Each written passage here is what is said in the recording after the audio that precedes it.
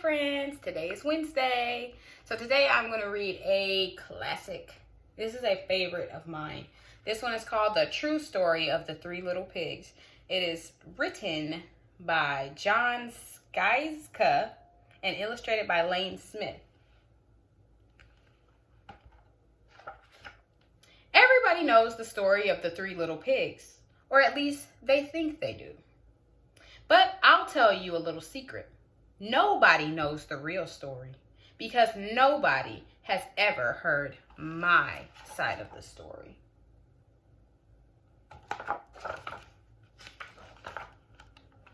I'm the wolf, Alexander T. Wolf. You can call me Al. I don't know how this whole big bad wolf thing got started, but it's all wrong. Maybe it's because of our diet. Hey, it's not my fault wolves eat cute little animals like bunnies and sheep and pigs. That's just the way we are. If cheeseburgers were cute, folks would probably think you were big and bad too.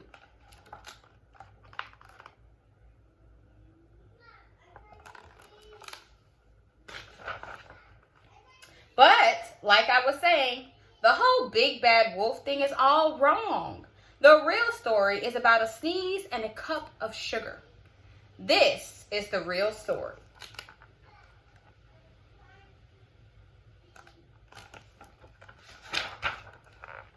Way back in Once Upon a Time, I was making a little birthday cake for my dear old granny. I had a terrible sneezing cold, and I ran out of sugar.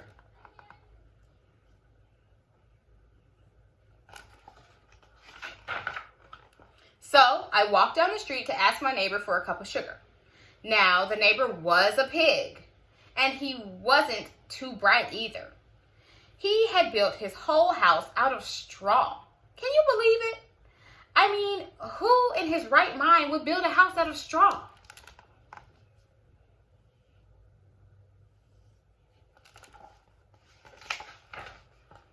So, of course, the minute I knocked on the door, it fell right in.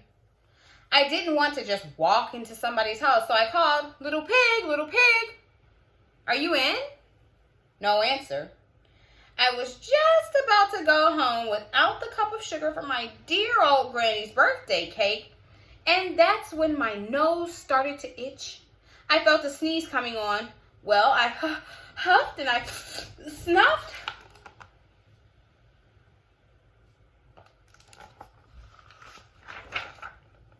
And I started to sneeze a great sneeze.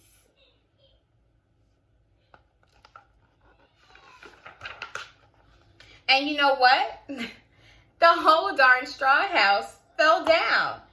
And right in the middle of the pile of straw was the first little pig, dead as a doornail. He had been home the whole time. It seemed like a shame to leave a perfectly good ham dinner lying there in the straw, so I ate it up. Think of it as a big cheeseburger lying there.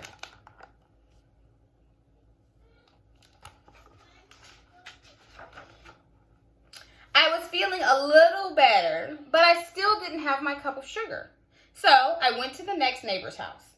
This neighbor was the first little pig's brother. He was a little smarter, but not much. He had built his house out of sticks. I rang the doorbell on the stick house. Nobody answered. I called, "Mr. Pig, are you in?" He yelled back, "Go away, wolf. You can't come in. I'm shaving the hairs on my chinny chin.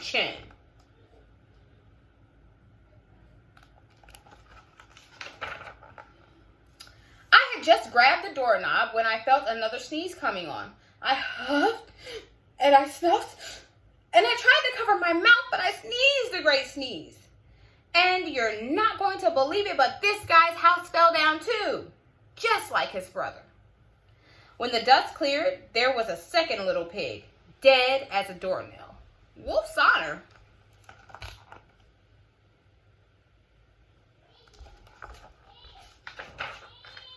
Now, you know food will spoil if you just leave it out in the open. So I did the only thing there was to do. I had dinner again. Think of it as a second helping. I was getting awfully full, but my cold was feeling a little better, and I still didn't have the cup of sugar for my dear old granny's birthday cake. So I went to the next house. This guy was the first and second little pig's brother. He must have been the brains of the family. He had built his house out of bricks. I knocked on the brick house. No answer. I called, Mr. Pig, are you in? And do you know what that rude little porker answered? Get out of here, wolf. Don't bother me again.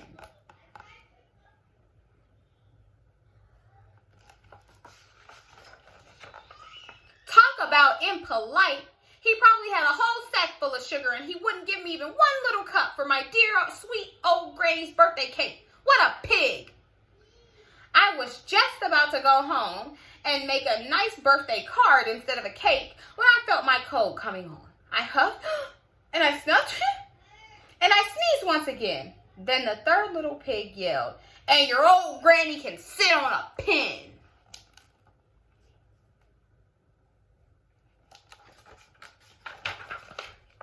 Now, I usually am a pretty calm fellow, but when somebody talks about my granny, I go a little crazy. When the cops drove up, of course, I was trying to break down the pig's door, and the whole time I was huffing and puffing and sneezing and making a real scene.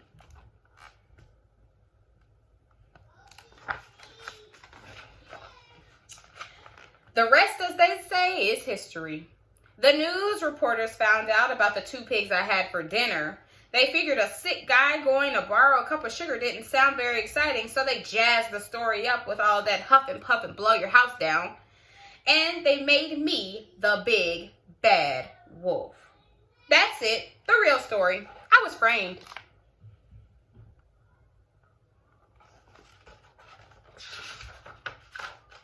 But maybe you can loan me a cup of sugar. The end. I hope you guys enjoyed that one. That is the true story of the 3 little pigs. Written by Sciezka and illustrated by Lane Smith. See you guys on Friday.